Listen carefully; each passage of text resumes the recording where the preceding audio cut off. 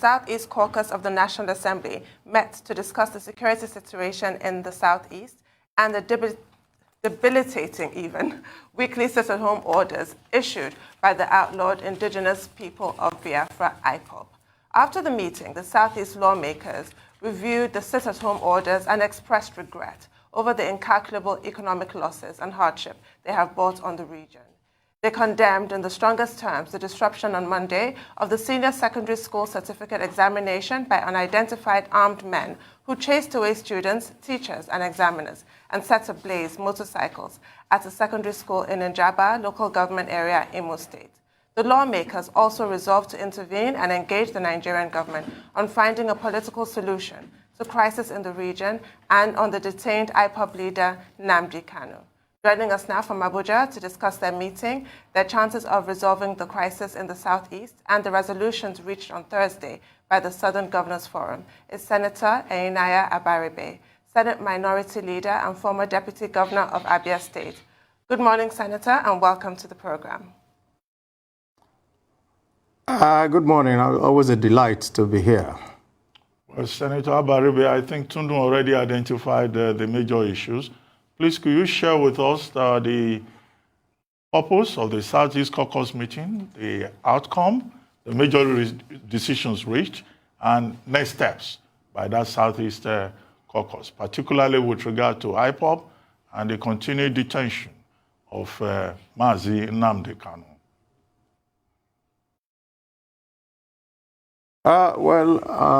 Ruben, if you look at the meeting, you will see that it was across parties, it was across all divides, and it was the caucus of both the House of Rep and the Senate.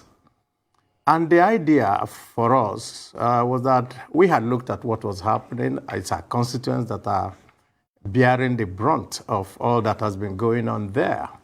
And it was necessary for us to take a stand. And that was what we did. And you could see the communique that we issued after the meeting. Basically, that IPOB itself had said that they had called off the sit-at-home. And nobody knows who exactly is going around saying that they were enforcing a non-existent order. The spokesman of IPOB is Emma Powerful, who had issued a statement to that effect. And I think Governor Peter Obi said it the other day that maybe some other actors have joined, criminals, cultists, all manners of people, and are using the sit-at-home to perpetrate mayhem in the Southeast. And we all condemned it in its entirety. And we also felt that if the ground, let's say the reason for all this has to do with the incarceration of Nnamdi Kanu, just like we had done earlier, that we should try to engage the authorities and make sure that we can find a solution that will be palatable to all sides. And that's exactly the kernel of what we discussed. Right. I want to talk about that possibility that you feel exists of a political solution to the current incarceration of Nnamdi Kanu. What exactly is the likelihood of this political solution? What angle are you approaching negotiations with the Federal Republic, if at all you're considering that? Can you take us through what you're thinking in terms of plans for that? Well, I guess that there is nothing that you cannot be negotiated. There's nothing that you cannot come and say, let us have a discussion on. And we intend that we will also engage the authorities, the federal authorities. And, there are two aspects to this. If we can find a resolution, a way forward, then we will approach the legal side, because we know that there are some legal issues also involved there. It's not going to be easy. We do not think that it's just a walk in the park. But we know that it's better to talk than to let things continue to slide the way it was going. Because you could see that it degenerated into not even letting children go to school and all that, go take exams and so forth. And that's not in our character. And we felt that we need to come in and decisively step into the matter. Of course, with every other stakeholder, the Ohanese, the governors, and every other person, we think that there's still a chance at a negotiated settlement. Oh, and we'll come back to you, Senator Abaribe, and we'll talk some more.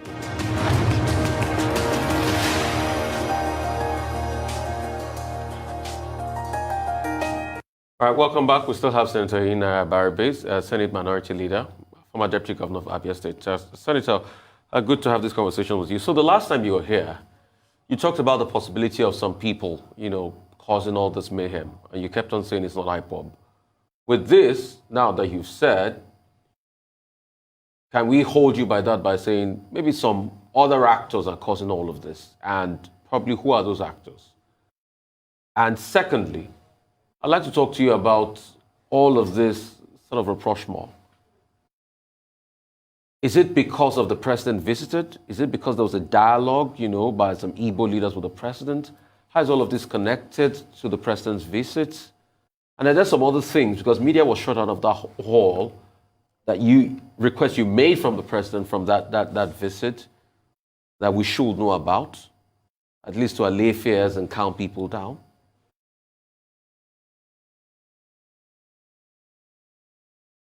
Well, if I take what you said earlier, first of all, IPOB on its own said that there should be no more sit at home, and that people should go about their businesses, legitimate businesses, and all that. Yet, there were some people who attacked people who were going about their business, saying that, that there should be a lockdown, meaning that nobody now knows who was enforcing what. And that's why we felt that those who are enforcing it could not have been the people who also said, let there be no sit down. That is why we are saying that it must have been elements that we do not know. And we actually also suggested that both the governors and the security agencies work hand in hand and fish out those who are doing this, because this is detrimental to our welfare and the economy of the Southeast. On the matter of what was discussed with the president, I wasn't there, but I know that the speech that was read by the president of Ohanese was released to the press. And in all, what everybody wants is to have peace in your place, because without peace, you can't have any development, you can't have any movement, you can't have anything. And I think that each and every one of us pulling from different strands will probably bring to to our people the required resolutions that they want.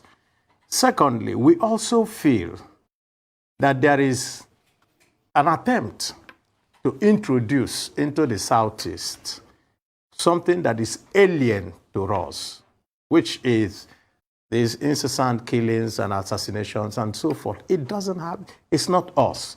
Our ethos as Ndibo is Onyagala Wanne. We don't forsake your brother. So the brothers are killing brothers, and that all these type of things are happening, we think is alien to our character. And that's why we feel that the sooner every other person comes in and we find out who and take out those who are doing this, the better for every one of us in the Southeast. That's exactly the situation now.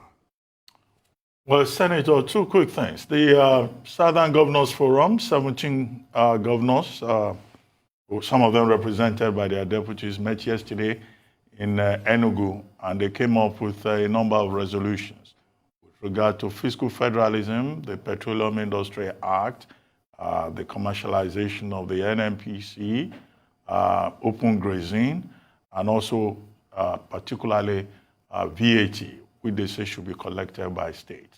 What do you think about this Southern Governors Forum, who again, like the Southeast Caucus that you referred to, met along bipartisan lines? And then secondly, yesterday, one of the strong members of your party, Femi Fani-Kayode, was seen in Aso Villa paying homage to the president and being announced as the newest member of the All Progressives Congress, a party he once described as the Almajiri People's Congress. So he's there now, and he's one of a series of persons who have gone to the APC. He even said some other governors, Bauchi governor or your governor, and some other governors will follow suit. It looks like the PDP is just losing all its prominent persons. How does that position your party for 2023 and the capacity of the party to move from being a minority party into a dominant majority party in 2023? I would prefer that we do not dwell on Fani-Kayode. In Igbo, there's a saying that Amagbo onye mkpulato nkojo ya araghị ahụ. You know, if you correctly describe a short man, finding him is very, very easy. I think Obasanjo had dealt with the matter of who Fani-Kayode is, and I think we should just leave that aside. Coming to the fact, how did President Obasanjo describe him? How did President Obasanjo describe him? I think we can find out that he already had made that statement. I would have to repeat it here. But the point really, Ruben, is I listened to Governor Umahi this morning, and he was very emphatic on Channels Television. I said that, that Fani-Kayode needs to come and apologize to him. How can he say that he brought him to APC? So you could see that already there are discordant tunes coming out from there. And I think we should just leave that. As for the fact that PDP is going to take over in 2023, the facts are very, very clear. Again, our people say that no la banaka ana enyo. You know, if you wear a gold bracelet, you don't need to be looking at it. Everybody knows that you're wearing a gold bracelet. Nobody in Nigeria today can say that where we were in 2015 is where we are today in 2021. Are we better off? Capital, no. And so when we go to the polls, we will see how Nigerians are going to express their feelings about the government in power. So we're not bothered about a few people who decide to make their decisions. It's their personal decision where to go. I will not go anyway. So there's nothing to talk about that, Ruben. The Southern Governors Forum meeting in Enugu. Well, what I see from what the Southern governors did was a reiteration of their meeting both in Delta and in Lagos. And all that they have thus done is that they continue to reiterate it. Presidency must come to the South, fiscal federalism to be enforced, and VAT collection. Of course, they are very right on VAT. VAT is not there in the exclusive list. VAT is not there on the concurrent list. And therefore, VAT is residual. Residual means that the states can make laws for it. And I don't see how we can. In fact, if they want my advice, what I would say to the federal government is rather than using FIRS to be dragging unnecessarily. They should call all the attorneys general of the states, sit down and hash out a resolution of this matter. And that should now take care of that. You know, we can't be a federation. And then some people are breaching the law. The law is clear. VAT is not in the exclusive nor concurrent list. So the federal government has absolutely no say in that matter. I can understand the history. And I watched Ijewere yesterday when he said, this is how we came to this point, and this is what happened. And we can take in all those historical facts into consideration and our present realities, sit with everybody and hash out a solution, which is what federalism is all about. Well, still on the issue of the Southern Governors Forum, they also reiterated the importance of regional security. So my question is, what has happened to Ebube Agu in that clash with the ESN? And that also raises the issue you referred to earlier about the political solution, possible political solution for the current incarceration of Nnamdi Kanu as opposed to a legal solution. Because we haven't really seen the latest charges brought against him, but we can well imagine. In the last couple of days, the presidency has reiterated the fact that IPOB is a proscribed group, and presidential spokesman Garba Shehu mentioned how IPOB has regularly murdered security services and innocent civilians. So how will that Ebube Agu and ESN conflict in the Southeast be resolved? And how does that designation of IPOB and therefore its leader in these terms, how does that affect your attempt to find a political solution for his release? Well, I wouldn't be in the best position to talk about Ebube Agu because that is exactly the job of the chief security officers of the Southeast. Their job is to have that regional outfit. They signed up to it. They told us about it. They came together and informed the whole world that they have it. So I guess that they are in the best position to do so. As for the fact that the IPOB is proscribed and therefore you can't talk to them, and I do not think that that is correct. The fact is simple. They are showing that there is sympathy for them. And if you are in charge of a nation of diverse interests in the manner that we have, there must be a way for you to resolve issues without being unduly legalistic. And I've said it here before.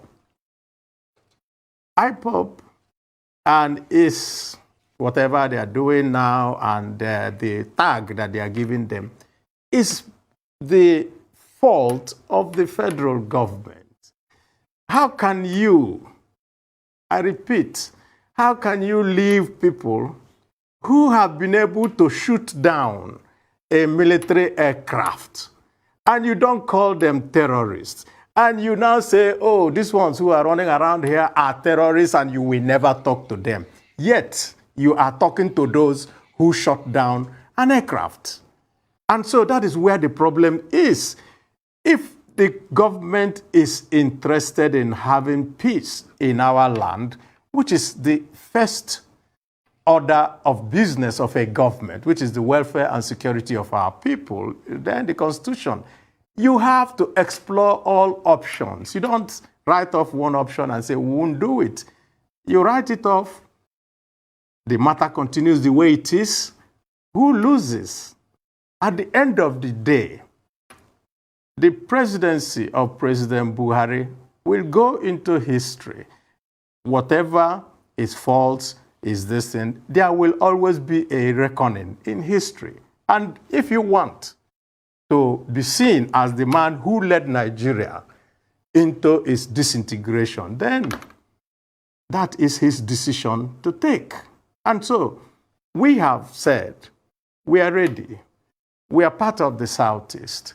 We know some of the people who we can all bring together, governors, Ohanese, clergymen, everybody, and say, let's talk. And we have always said that. When I came here last time, I also said the same thing. I said, let's talk. Why wouldn't we talk? And so, for us from the Southeast, something is very, very difficult for us to comprehend. You're very willing to go and talk to foreign Fulanis who are invading Nigeria and causing mayhem here. You're very willing to talk to the people you call bandits. Of course, I've always told you here that I don't believe that they are bandits. They are terrorists. It's just that we're giving them a beautiful name. You're willing to pay ransom. You're willing to do all manners of negotiation with them, and we saw it. Why is it that when it comes to the Southeast, you're very unwilling? You want to bomb them. You want to do that. And I'll say one final thing.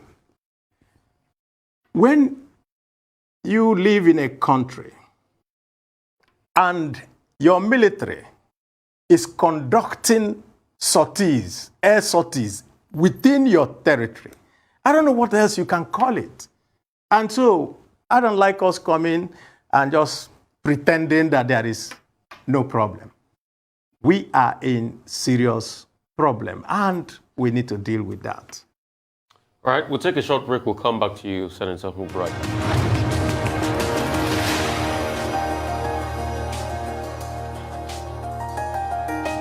All right, welcome back to the morning show right here on the Rise News channel. We still have Senator Ina Abaribe, Senate Minority Leader, former Governor of Abia State, and we're talking about a lot of issues as regards the southeast of Nigeria.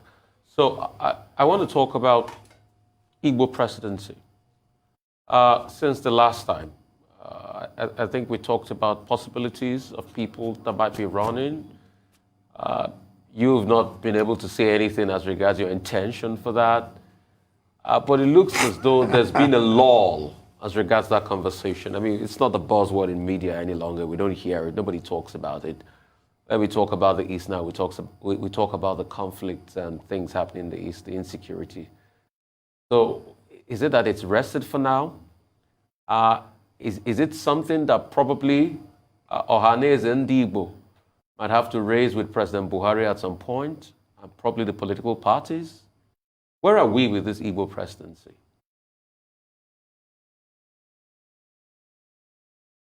Well, Rufai, first of all, running for any office, you have to do it within the milieu of a political party, especially as the fact that we do not have independent candidates. Two, let me borrow the words of my good friend Peter Obi, who said that Nigeria is an engine of a vehicle that has knocked.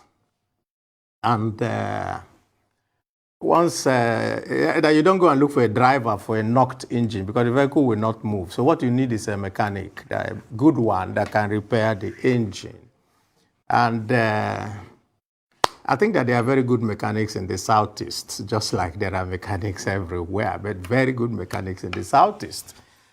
What has led to what you think is a lull is that both parties are going through a period of getting the party leadership set. And it is only after that that you will now see people come out to say, I would like to put my heart in the ring. And I think that it's a process that we are going to see in the next few months. As for myself, I do not think that those who are doing the job of presidency today are much better than me. So when the time comes, I will let you know, Rufai, whether we will do much, much better. But like I said, the best mechanics are in the Southeast. Okay, thank you. Well, okay, a number of issues that you addressed at that Southeast Caucus meeting. One of them is the sit-at-home order and all of that. The other is the Nnamdi Kanu case. The meeting resolved that a committee will be set up to engage with federal government stakeholders to find a solution to the continued detention of Mazi Nnamdi Kanu and that the Southeast Caucus will report back to Indigbo on a regular basis. Now, when is that committee going to be set up, and what kind of intervention is the Southeast Caucus going to bring forward, considering that the matter is already in court? The second thing that was considered also was the attack on that command secondary school in Nkube, in Jaba, local government area of Imo State. Students who were not allowed to write their English papers in the current ongoing school leaving certificate examination. Is the Southeast Caucus going to make any effort, or has any effort been made to engage with WAEC, the examination body, to ensure that these innocent children do not all receive absent, a categorization of absent in English language, considering how important English is to any form of future admissions for these young persons at the tertiary level, that is. Yes, I know that there is an Ohaneze committee that is engaging with that. That is trying to find what are the alternatives that we can make for these innocent children. They are innocent. They don't have anything to do with all these things, and they are suffering for it. As for the fact of what happened in Njaba local government, the real worry for everyone was that this sit at home had been called off. So we do not know who decided that day to go and visit this type of injustice on the poor children who are looking to their future. And I think that's why a lot of people felt that these were not people who cared for their people. These are hoodlums and all manners of other people who are cashing in on this to do the whatever they have in mind to do.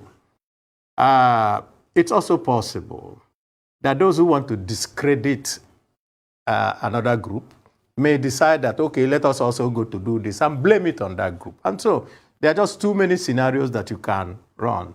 But all we are interested in is making sure that this does not happen again. So we are interfacing with Ohaneze, we are interfacing with the clergy to be sure that we find out. We're also interfacing with the governors because they also have superior information than us about what is going on and how we can tackle it. And I think that at the end of our deliberations, we will do so. We're having another meeting when we come in next week. And I think that by the time we have that meeting, that particular committee will have been set up. We're not going to announce the committee because it's unnecessary.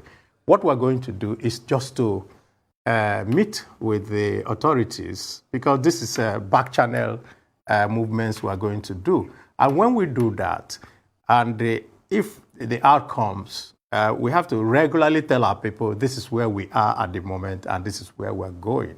As for the fact of having some legal impediment, we know that you can talk even while you're in court. People, I think lawyers do it every time. You can decide, okay, let us go out of court and settle. So the fact that something is in court does not mean that you cannot discuss it or that you're precluded from having reaching some kind of agreement on it. We are all Nigerians. We are all citizens of this country, and we all have the same protection under the law. And that's what we want to make sure that everyone gets.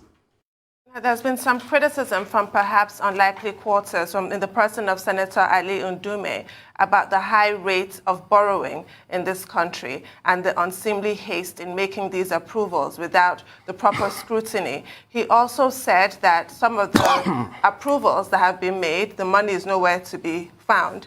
In your capacity as a Senate Minority Leader, what's your take on this issue? I think that yesterday, the case was succinctly made by the head of the presidency's own economic team.